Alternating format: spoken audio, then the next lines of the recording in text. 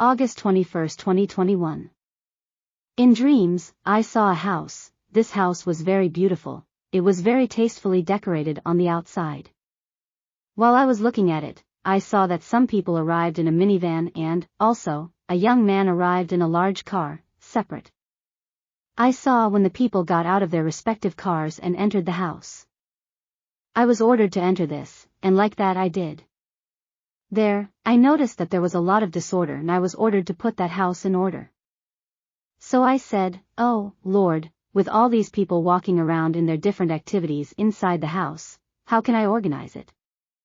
I was told, start with the rooms and close the door of each place you organize. So, I entered a room. I started cleaning, changing the bedding, which was very dirty. I also cleaned the walls, the floor, the whole room. I finished cleaning, put the dirty in bags and put the clean on the beds, and in their place. In short, that room stayed tidy and clean. Then, I knelt down and prayed to the Eternal, and I said, "Oh, Lord, rate this work. Is it complete or is there something else to do?" Soon I was told, "There is one thing missing, but you didn't do it because you didn't see it with the naked eye. Go behind that wardrobe and move it from its place." So, I got up from my knees and went to the wardrobe. There, with a lot of effort, due to its heaviness, I was able to move that heavy wardrobe little by little to one side, detaching it from the wall. When I did, I looked behind it and there I saw all kinds of garbage, rotten food, moldy clothes, and broken things. I couldn't believe how all that was there. Soon, I grabbed gloves, a bag, and quickly began to throw everything. I swept, disinfected everything, washed the place, dried it, arranged and put the wardrobe in its place. Now, I felt that the room was filled with a presence that I felt, but did not see. I knelt down and started talking with God. "Lord, here I am. I have done as you have ordered. Let me know if my work has been to your liking." Quickly, he answered me, "You have done well. Go to another room." So, I went to the other room and, there, I did the same. Everything was neat and clean. Like this, while I was cleaning, those who were in the house only observed. One of them said, "Since when do we have a maid?" And he laughed. And another replied, "Don't make fun of her, she does what we don't do. Come on, let her do her work." Another said, "She doesn't have to be doing that, no one called her. This is my house and I like how it is, why does she clean it and arrange it?" So then someone knocked on the door and one of them opened. He was a tall man and he told everyone, "Good morning. I am the owner of the house and I have ordered it to be cleaned and put in order since you live here and you don't do it. You only fix and take care of what is seen, but, to what is not seen, you do not pay attention. But, the vermin come out of the house and affect your neighbors. Please take what you need and go outside. And don't come back until the evening, so that the house is totally clean. And, when you arrive, before going in, look for me, to give you instructions." Like this, all those were silent, grabbed their things and left. I was then able to advance, organize, clean, take out garbage, throw water, kill vermin and move each heavy piece of furniture, separating it, from the walls, to make sure that everything was clean and in order. So evening came and I rushed to take all the garbage bags to the dump. They were so many that I had to take several trips. Now finishing, I was exhausted. I knelt down and said, "Oh, Eternal, I have done everything you have asked, in my understanding, but, please I ask you, inspect my work and let me know if it pleases you." The place swelled with his presence and a fragrant smell filled the place. And he told me, "You have done well." I thanked and waited there, on my knees, for his next instructions. I was ordered me to wait in the living room of that house, standing in a corner of it. And like that I did. I heard that the people came and the owner of the house talked to them. I did not heard what he said, just that he talked. The conversation ended and they entered. They could not believe what had happened there. And with great astonishment and a little fear, some of them arranged well what they brought with them so that nothing would get out of the harmony of order and cleanliness. But there was one, the one who declared himself the owner of the house, who immoderately left everything in his path, according to his criteria and whim. And, soon, his passing through the house was very disastrous. The others raised their voices, they showed him how they had managed not to disorganize and harmonize with this. But he did not pay attention, he declared himself lord of the place. And so, with the days, others joined him. And the house began to go from clean and organized, to looking scarily dirty and messy. I couldn't believe how that man incited others to destroy what was so beautiful, spotless and clean. And how others followed him, when before they themselves reprimanded him for doing it. I was ordered to get out, and as I was going out I looked and saw that a curtain had been torn, and there it was still hanging in pieces, and they were happy about it.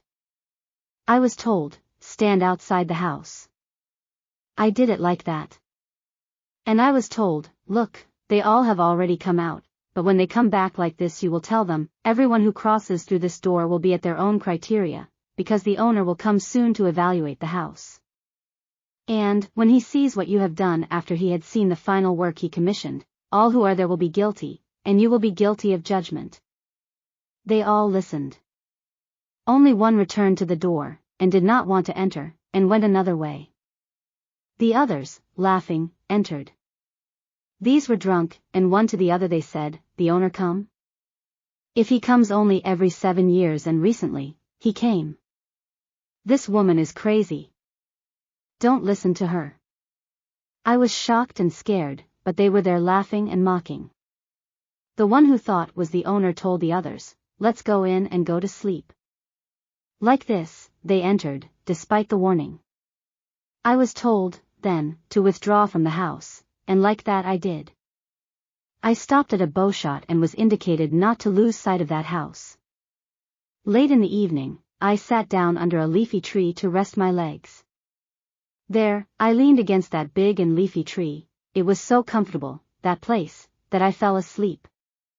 Soon, the voice told me, wake up. Look at the house. I quickly opened my eyes and there I saw the owner of the house arrive. He knocked on the door, and they opened. There, he went in and soon he came out, and he was gone. And he brought a machine of heavy equipment, and he called out to those who were there. They came out, scared, and he ordered the demolition of that house. These, the ones who lived in there, cursed him and their faces reflected fury towards the owner of the house. But he, tranquil, told them, if you want to be deserving of one of my houses, learn to live in this. He handed each of them a bag. One of them opened the bag and took out what was there. I saw that it was a small booth and he began to set it up, and he entered it without reneging.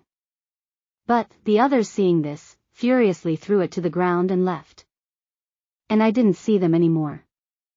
There, the one who remained, he took care of that fragile roof with such care that, soon, he was given material to make a hut. Also, soon, he went to work in the garden of one of the houses of the owner, who destroyed the house where they were, but that he owned, this one, others. Time passed. And he was given a place, a room in the owner's house. This house was enormous, like a big mansion. And there he was seen, living happy, confident, productive and orderly. I was ordered to continue my way. And like that I did. I reached a town and saw one of the men who came out of the house that was destroyed by the owner. He also saw me and said, I am very unhappy. I like that girl, and he pointed out to me a young woman who was close to him, but she doesn't pay attention to me. I got engaged to her, but, I don't know if she suits me, because, as I see her, sometimes I doubt. I told him, and what have you done? He answered me, I want to fulfill my dreams and then come with her and get married, but she told me that she would not wait for me. I told him, why can't you accomplish your dreams together with her? To which he answered me, no, she would bother me. When I accomplish myself, then, after this, is that I will be able to marry her. I told him, you don't deserve her. You are very selfish. You only think about you and your plans. You use everything in your path for your own benefit, and what you see hinders you in your selfish plans, you throw it aside.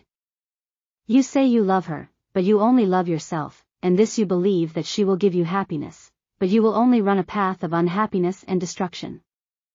I advise you to reconsider and not lose the opportunity of the true love. He looked at me and, with contempt, he told me, never. I will never give up my way for anyone. I am the only one who knows what is best for me, and I will not let anyone get in the way of my fulfillment. Like this he left, and I didn't see him anymore. At that moment, I woke up. And I was meditating on all this when I was told, they don't know Songs of Songs 7 and 8. Oh beloved! God grant that the words of the Eternal can enter and dig deep in our hearts. And can be able to lead us, if we treasure them as it should be, to eternal life. May the Lord bless us.